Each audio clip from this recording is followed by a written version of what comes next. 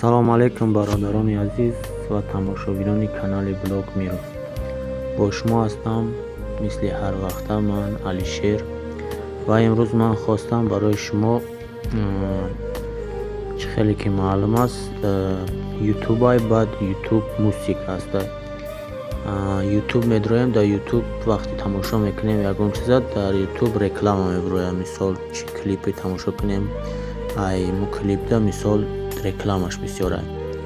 Ва ман хостам имрӯз барои шумо ҳам ҳамин реклама ҳамин ютуба гирифтанша ва ҳам барои шумо ютуб мусикро установка мекунам. ҳозир бе реклама метунен дар ҷои плеере ки музика гӯш мекунен, промои ай интернет, агар интернет дошта бошен, промои ай интернет метунен ки музикара гӯш кунен бе реклама ва метунен ай наушник бигзаронен. Ранги ҳам плеере ки дар телефон установка менӣ музикаҳоро гӯш мекунӣ ҳамихе. Барои мо видеоро то охириша тамошо кунен, пропускат накунен ҷои асосиша ки бифаҳмем чӣ хел установка мекунен, чӣ хел чия, аги ҷо скачат мекунен. Программаро ман скачат кардагиам, дар канали телеграми ман подписатся мекунед. Дар ҳам канали телеграм, силкаи ҳам телеграма дар поини видео мемонад. Дар ҳам телеграм медроем, промои кадими телеграм надошта боша скачат мекунад, дошта боша канали телеграм да медроем, дар канали телеграм ҳамуҷа ҳамин программаи ютуб мусика метунед скачат кунед без реклама.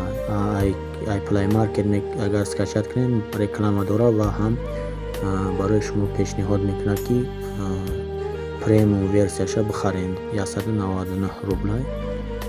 агар 199 рубл да премиум версияша бихарӣ баъд бе реклама нишон метавад.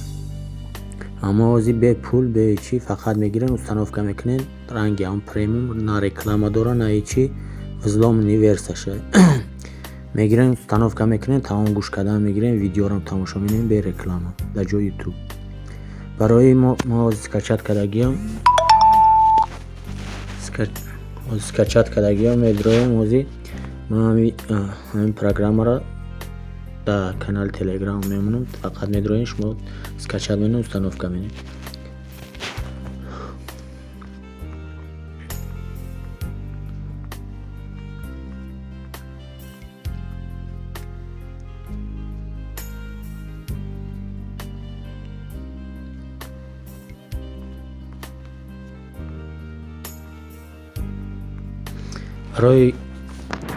барои телеграма чӣ кардан, барои ютуб мусика установка кардан бологиш ютуб мусика иро установка намекунем. якум инаи ҳар даим программаҳоро дар канали телеграм мемонам. якум инаиро установка мекунем, ван кет микро j амира якум мекунен. барои рекламаҳоро айму канали ютуб мусик нобуд мекунад.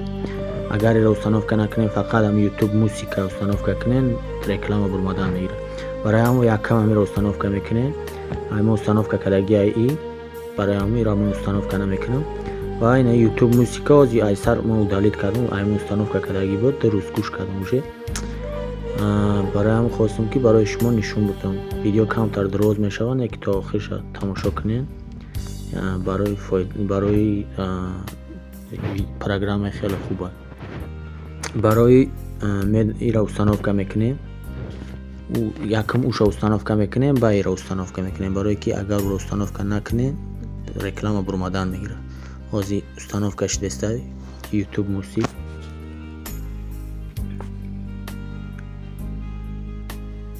вақти ютуб мусика установка карден, дар ирам пешниҳод мекунад ки премиум версияша бихарен, мега оли чӣ хеле установка кунем нишон метавад. не ки мо намехарем, се равно бе реклама нахарем шуд. установка шид, чӣ хеле мебинем, открит мекунем. ҳозир уже вақти ба ютуб мусик дохил шидем, инам хеле чӯй мешавад. баъд дар инҷа воитира меҷиқем барои аккаунт добавит кардан, добавит аккаунт. ба инам хеле страницаҳои мешавад. вақти хеле страницаҳои шид, ба инам поинаш да sign in навистаги sign in ҳамира меҷиқем, камакак ждат мекунем. ва ина مادر چی میکنه؟ پیشنهاد میکنه که اکانت رو بزنی. اینجا اکانت خودمون پر میزنیم.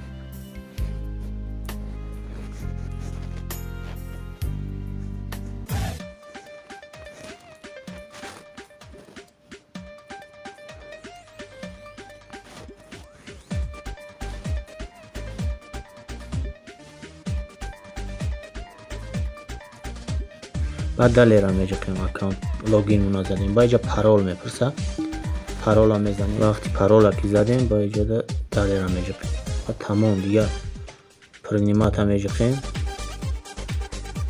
بعد یو اینا تمام уже. بعد میجا در уже کانال ها چی مینا اکانت ما ویبراد میکنیم. تمام اینا уже میتونیم لبوی موزیکا را لبوی چی را تماشا کنیم بی رکلام ها. مثلا ویدیو های رکلام ها вообще реклама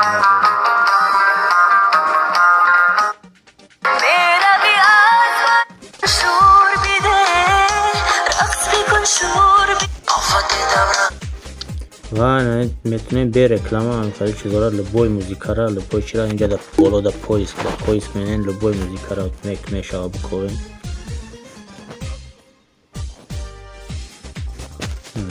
مثلا لبوی موزیکا را میآورد. مثلا میتونیم به رکلام به چی گوش کنیم و میتونیم با بگذارونیم این را.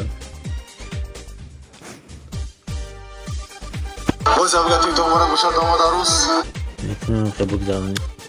خیلی کاروچی برادرو عزیز اینا میتونین این پروگرام اسکچات کنین و همه دا با خوبیش همیه که وقتی اکران هم میکشی مثال در بلاکیروف که میمونید در یوتیوب باشی، اگر در یوتیوب گوش کردیسته باشی وقتی کلیپ های موزیک های چیزی گوش کردیسته باشی، وقتی اگر اکران تا بلاکیروف کنی چی میشوه؟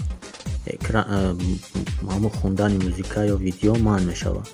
دایی وقتی را استانوف کنی نه ویدیو اگر اکران بلاکیروف کنی را وقتی استانوف کردی اکران بلاکیروف کنی در وقتی گوش کردن موزیک یا ویدیو یکم چیز نمیشه خوندن میگیره. خوبیش همینقدر مثال به رکلامه و میتونی اکران بلاکیروف کنی یکم کار پرده ناوشنیک رو بزنی. این ناوشنیک میشه که بگذارونی رنگ که همون موزیک رو میگذارونی با ناوشنیک و ایران میشه که بگذارونی و بلوتوز ناوشنیک هم میشه گذارونده. و این چقدر دیدستم بالا در ویدیو نایستگی تریک اگر بجقیم تریکش و که موزیکاش میبروید و هم میتونین هم موزیکا گوش کنین هم ویدیو به رکلامه و میتونین با اکران هم که کلون کنین اکرانش کلون کنین هم تماشا کنین اکران هم کلون کنین تماشا کنین میشه. و اگر هم پروگرام اگر با یا بار دیگه تکرار میکنم برای اگر هم پروگرام اسکچات کردن باشین میتونین ای تلگرام ما فقط همین ورسای ویزلوم میشه میتونین ای تلگرام ما اسکچات کنین. یکم چه خیلی که گفتم او یا پروگرام ای دیگه را استانوف میکنیم بعد یو هرچه در تلگراممون او را استانوف میکنیم بعد یو یوتیوب موسیقی استانوف میکنیم و کار میفرماییم راحت میکنیم.